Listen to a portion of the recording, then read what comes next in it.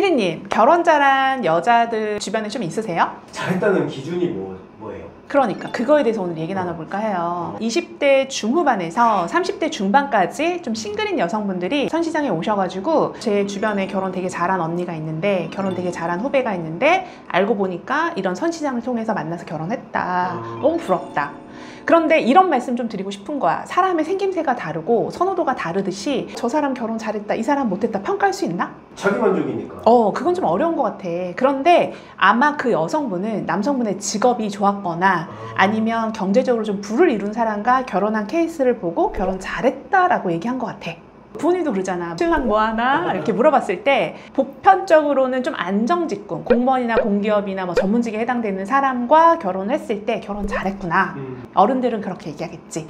그런데 내가 원하는 사람이 어떤 사람인가를 좀 명확하게 아는 여성분들, 보통 20대 때는 그냥 좀 휩쓸려 가기는 해. 근데 나는 경제력이 좀 뒷받침되는 남자를 선호하는데 그걸 잘 모르고 있다가 30대가 된 이후에 그걸 깨닫는 여성도 있고. 근데 이런 선시장에 30이 넘어서 왔잖아? 그러면 좀 자기 객관화가 된 상태에서 배우자 조건 좀 찾는 게 맞거든요. 근데 보편적인 여성분들은 눈이 올라가지 내려가진 않는 것 같아.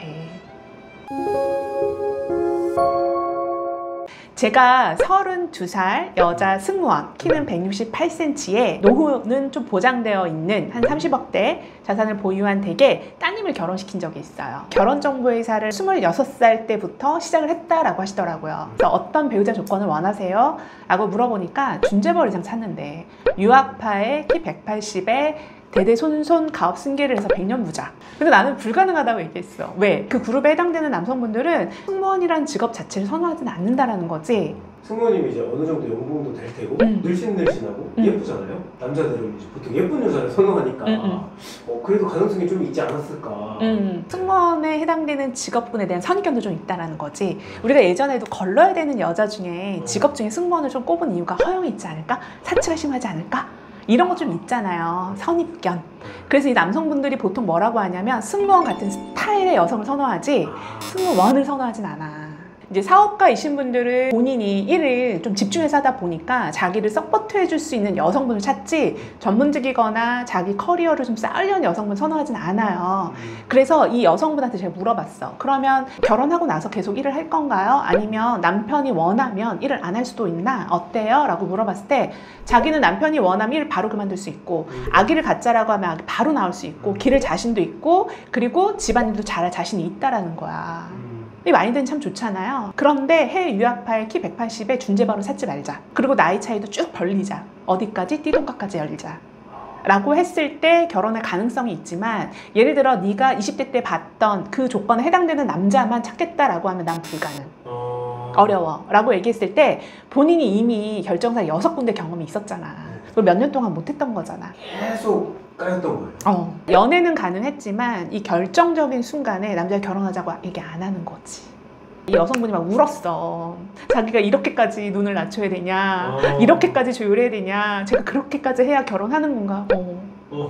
그렇게까지 해야 돼. 다 그래. 그래서 32살 봄에 저를 만나서 어떤 남자랑 결혼을 했냐면, 그 남성분은 42살, 정확하게 10살 차이가 났고요. 키는 180 정도 되셨어요. 근데 자기 관리 좀 안 되어 있어. 배도 좀 나왔고 훈훈해. 근데 딱 좀 놀래긴 해.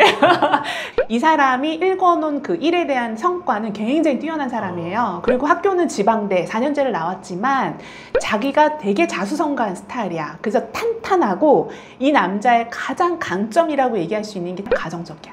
가정 안에서의 행복을 굉장히 크게 생각하는 분이셨어요. 근데 이 여성분이 처음에 이제 180 이상의 유학파, 영어 잘하고 이런 스타일 좀 찾았잖아. 근데 미팅에 나갔다 하면 불편해서 못 견뎌 하는 거야.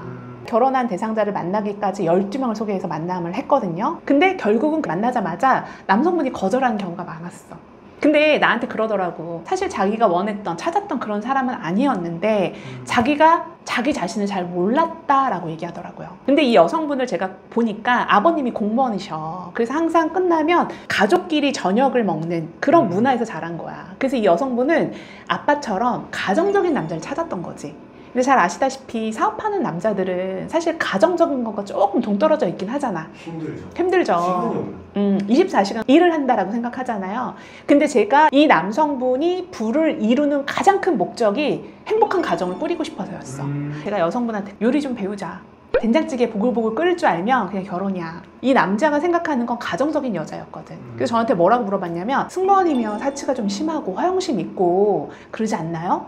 아니에요. 만나보세요. 되게 가정적이고 반듯하게 잘 자랐어. 그리고 네가 원하는 외모와 네가 원하는 어린 여자 맞잖아. 그러니까 만나봐 라고 했을 때 서로 처음에는 좀 꺼려했는데 만나고 나서 코드가 탁 맞으면서 거기서 시너지가 탁 터트려진 거야. 그게 뭐냐면 요리 얘기. 언젠가 내가 요리를 좀 해주고 싶다. 이런 거에 남자는 뿅 간 거고 여성분은 또 그게 가정적인 남자를 만났을 때 스탠스가 잘 맞았던 거지. 그렇게 해서 결혼을 한 케이스가 있어요. 그래서 저는 이런 말씀 드리고 싶어. 20대 때는 누구나 다 눈은 좀 높아. 자기가 생각하는 기대 이상으로 높아. 그리고 막 허황되게 말하는 경우도 있어. 그런데 그게 30으로 넘어오잖아요. 그럼 좀 꺾이기도 하고 조율이 돼. 근데 이거는 좀 좋은 케이스. 그런데 더 올라가는 유형들이 있지. 과거에 내가 이런 류의 남자를 만났으니 그게 기본이 되는 거야. 거기에 플러스 2단계 위의 남자를 찾는 경우도 있거든요. 그러면 결혼하기 힘들다라는 말씀 드리고 싶어요. 결혼은 한두 가지가 맞잖아? 그럼 결혼까지 가요. 내가 원하는 조건이 있대. 상대도 그 원하는 조건이 있을 거야. 근데 이게 서로가 맞아야 매칭이 되는 거지. 예를 들어 내가 원하는 조건만 주구장창 얘기를 했어. 억지로 매칭을 짤 수 있어. 한두 번은. 근데 매칭에 짜서 나가잖아. 그럼 안 달라는 건 누구 쪽일까? 아쉬운 쪽이야. 아쉬운 쪽이 몸이 앞으로 나와 있고 아쉬운 쪽이 더 구애를 한단 말이야. 그랬을 때 이 관계가 건강하게 연인 관계로 발전할 수 있을까? 어렵다라는 거예요. 왜? 그 남자에게는 이 여자보다 훨씬 더 어린 여자 프로필이 들어갈 거거든. 왜? 그 남자는 사실 이 여자 갖고 있는 조건보다는 좀 어리고 착하고 순진하고 나한테 좀 잘해주는, 좀 발랄한, 또 애교 있는 이런 여자를 찾을 거거든. 우리가 상식적으로 조건에 의해서 결혼하는 것 같지만 사실 본인들이 원하는 조건들이 있거든요. 내가 나를 좀 명확하게 알았으면 좋겠어. 나는 남자의 자상함, 공감 능력 이런 거에 좀 꽂히는 스타일이야. 남과 상관없어. 내가 그런 스타일이야. 내 만족도가 그게 높아. 그러면 나랑 비슷한 스펙을 가진 남자 중에 나랑 공감 능력이 좀 잘 맞는 사람을 찾으면 된다라는 거예요. 또 어떤 남자는 여자의 안정적인 직업의 매력을 느껴. 그럼 또 그런 여자를 찾으면 되는 거예요. 근데 거기에 어리고 직업 좋고 집안에 자산도 있어야 되고 이렇게 찾으면 어렵다라는 거지. 근데 결혼 잘한 여자들하고 제가 이제 얘기를 하다 보면 자기 만족도가 좀 높은 것 같아요. 내가 어떤 류의 남자 조건을 찾아서 그 한 가지, 두 가지 조건에 딱 꽂힌다라고 생각하면 나머지는 그냥 완전히 내려놓는 것 같아요. 포기. 어떻게 다 가질 수는 없잖아요. 이렇게 말하는 여자들이 보통 결혼 다 잘했어. 그리고 자기가 선택한 거에 대해서 그 만족도가 굉장히 높은 것 같고요. 그래서 자기가 뭘 원하고 그 조건 한두 가지에 딱 꽂혀서 결혼했을 때 그 만족도를 스스로가 높이고 그런 여자분들이 보통은 좀 결혼 잘했다라고 얘기하는 것 같아요. 우리 남편 너무 다정해. 우리 남편 아무거나 사줘도 그냥 기쁘게만 입어. 잠바 시장에 사줬는데 그거 좋다고 입더라. 그냥 그것만 입어. 이렇게 얘기해. 그럼 우리가 들을 때 아 결혼 잘했네? 라고 느끼는 거거든. 또 어떤 애는 야 우리 남편이 이번에 돈 받았다고 보너스 받았다고 샤넬백 사줬어. 야 우리 남편이 비싼 반지 사줬어. 그러면서 본인이 선택한 부분에서 장점을 막 부각하거든. 그럼 우린 얘기해. 그래 넌 진짜 잘 갔네. 돈만 보더니. 자기가 갖고 있는 거에 대해서 이 남편이 나한테 해주는 거에 대해서 고마워하고 그 마음이 변질되지 않았으면 좋겠어요.